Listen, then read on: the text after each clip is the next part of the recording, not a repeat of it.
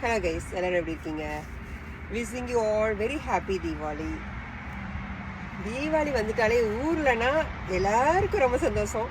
ஏன்னா முன்னாடி சொன்ன மாதிரி மந்த்ஸுக்கு முன்னாடி இருந்தே ப்ரிப்பேர் பண்ணுவாங்க.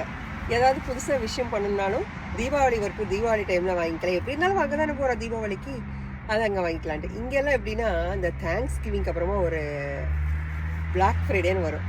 ஸோ ஏதாவது வாங்கணும்னு முடிவு பண்ணியிருந்தோம்னா உடனே நாங்கள் சரி பக்கா வந்துடுச்சு, அக்டோபர் நவம்பர் வந்துடுச்சு, நம்ம வந்து பிளாக் ஃப்ரைடே அன்றைக்கி வாங்கிக்கலாம்னு நாங்கள் முடிவு பண்ணி வச்சுருப்போம். அந்த மாதிரி நம்ம ஊர்லேயும் வந்து தீபாவளி வந்துட்டா அது ஒரு பெரிய கொண்டாட்டம். ஐ திங்க் இப்போவும் அப்படி தான் இருக்குன்னு நினைக்கிறேன். அந்த எண்ணெய் படம் அன்றைக்கி போக போகிறாங்க, அன்றைக்கி செய்கிற பலகாரம், முறுக்கு, புது ட்ரெஸ், இது கூட புது புடவை.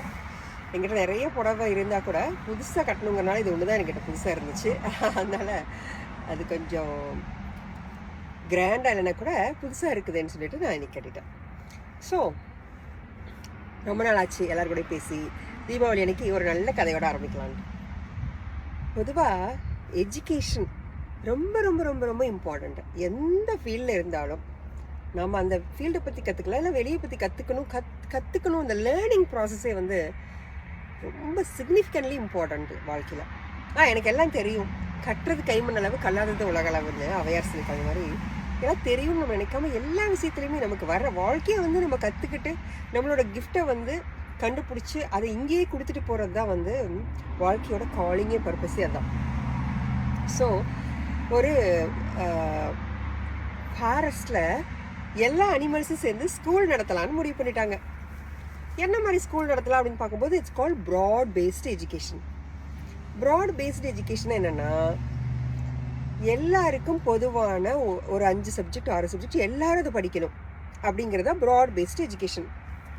அப்போது அந்த ஸ்கூலில் ஸ்டூடெண்ட்டாக இருக்க போகிறது யாருன்னு கேட்டால் ஒரு ஸ்குவரல், ஃபிஷ், பேர்டு, டாக், அப்புறம் ரேபிட், இன்னொன்று வந்து மென்டலி ரிட்டார்டட் ஈல்.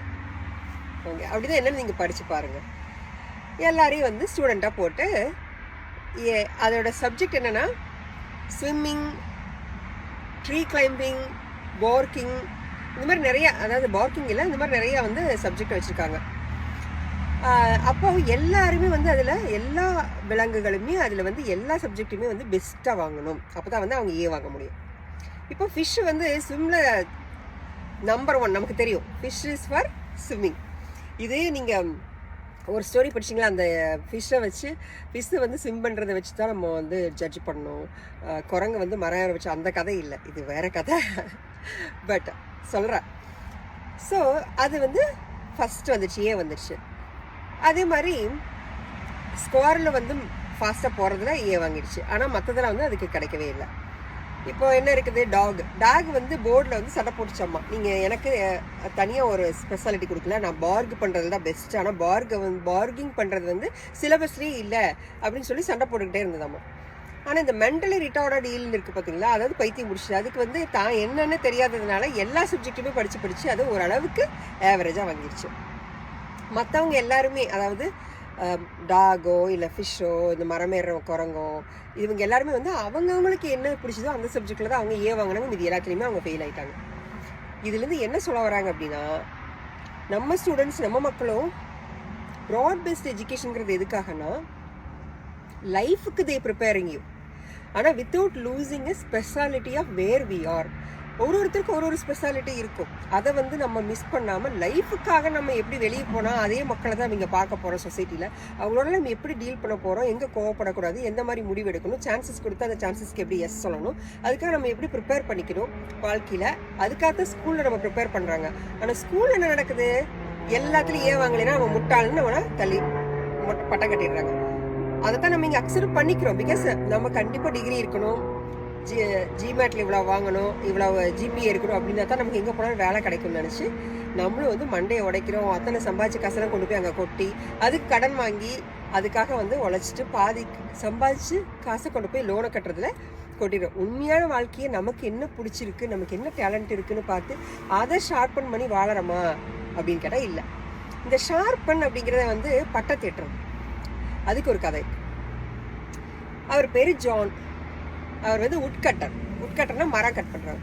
அவர் வந்து ரொம்ப வருஷமாக ஒரு கடையில் வந்து மரம் கட் பண்ணுற கடையில் வந்து வேலை பார்த்துட்ருக்காரு. ரொம்ப வருஷம், 20 வருஷம்னு வச்சுக்கோங்க வேலை பார்த்துட்ருக்காரு. ஆனால் அவருக்கு வந்து ரைஸே கொடுக்கறது இல்லை. அவர் அதை பற்றி நினைக்கிறது கூட இல்லை.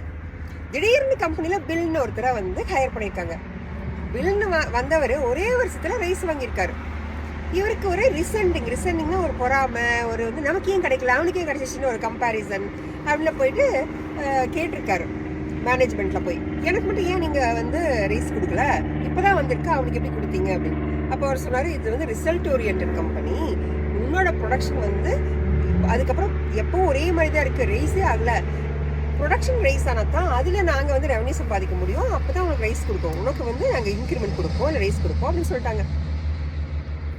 உடனே இவர் போய் நெக்ஸ்ட் டேலேருந்து நேரத்துலேயே வந்து நிறைய டைம், ஏற்கனவே 8 மணி தான் வேலை பார்த்தாங்க, இன்னும் 12 ஹவர்ஸ் கூட ஒர்க் பண்ணி நம்ம வந்து ரிசல்ட் நிறையா ப்ரொடியூஸ் பண்ணலாம் அப்படின்னு சொல்லி பண்ணி பார்த்தாராமா.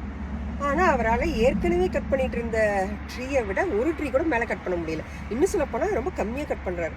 அப்போ அவர் போய் அவர் சூப்பர்வைசர்கிட்ட கேட்டாரா, என்னால் ஏன் வந்து கட் பண்ணவே முடியல, எப்படி பில்லால் முடியுது அப்படின்னா, அது என்னவோ எங்களுக்கு தெரியல, நீ போய் பில்லை கேளு, அவன் தானே கரெக்டாக செய்கிறான், நாங்கள் எதிர்பார்க்கறத விட அதிகமாக, ஸோ அவனுக்கு தான் தெரிஞ்சிருக்கும், நீ போய் பில்லை கேளுன்னு சொன்னாங்களாம். இந்த ஜான் உடனே பில்லை போய் கேட்டாராம், நானும் உன்னே மாதிரி தான் ஒர்க் பண்ணுறேன், ஆனால் என்னால் ஏன் வந்து கட் பண்ண முடியல அப்படின்னு. அப்போ பில் சொல்கிறாரம்மா, ஒரு தடவையும் ஒரு ட்ரீ கட் பண்ணதுக்கப்புறமா ஐ ஷார்பன் மை ஆக்ஸ் அப்படின்னா அந்த ரொம்ப இருக்கும் இல்லைங்களா, அந்த அதை வந்து நான் ஷார்ப் பண்ணுவேன். ஒரு ட்ரீயை கட் பண்ணதுக்கப்புறமா நான் வந்து மறுபடியும் ஷார்ப் பண்ணுவேன், அப்போ தான் என்னால் ஈஸியாக அடுத்த ட்ரீ கட் பண்ண முடியும். அப்போ தான் இவருக்கு புரிஞ்சுது, அவர் வெட்டிட்டு இருக்கிற அந்த அருவாலை வந்து அவர் கடைசி என்னைக்கு அவர் வந்து அதை ஷேப் பண்ணார், ஷார்ப் பண்ணாருன்னு தெரியல. இது ஒரு பெரிய கதையாக நீங்கள் நினைக்கலாம், கண்டிப்பாக பெரிய கதை தான். ஏன்னா வேலைக்கு போய் சேரும்போது என்ன தெரிஞ்சுட்டு போகிறோமோ அவ்வளோதான். நான் படிச்சுட்டு வந்துட்டேன், நான் என்றைக்கும் முடிச்சிட்டேன், எனக்கும் வந்து நான் ஜிபிஎல் இத்தனை % வாங்கிட்டேன், வேலை கிடச்சிச்சு, இனிமேல் எனக்கு படிக்க தேவையில்லைன்ட்டு அங்கேயே அவுட்டேட்டடாக உட்காந்துக்கிறோம், ரிட்டார்டடாக உட்காந்துக்கிறோம். ரிட்டார்டுன்னு சொல்லக்கூடாது, அவுட்டேட்டடாக.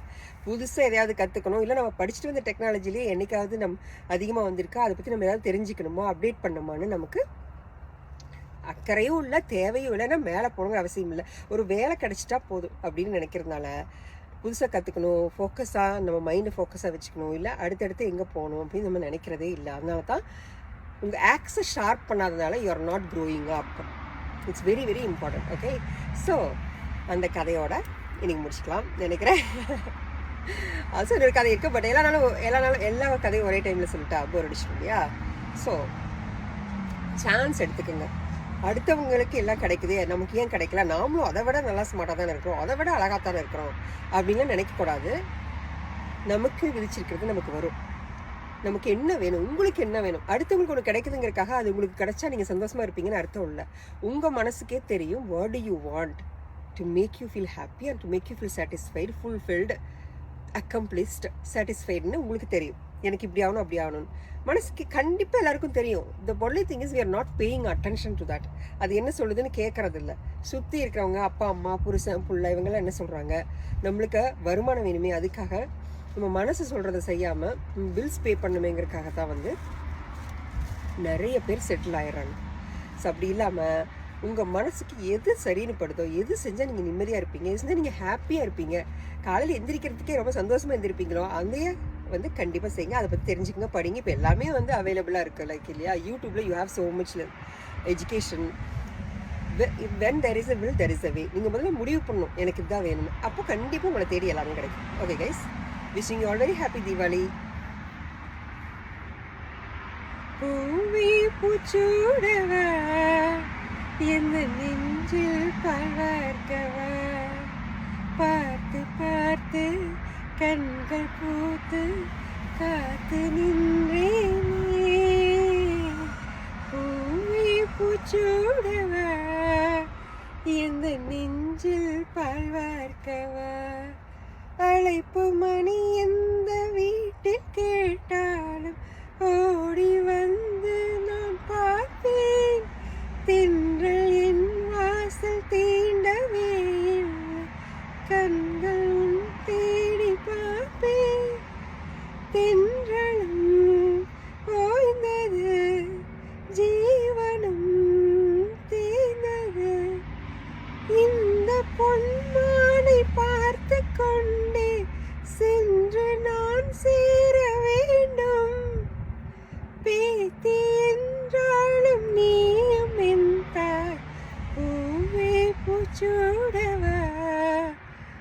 இந்த நெஞ்சில் பாழ்வார்க்கவா.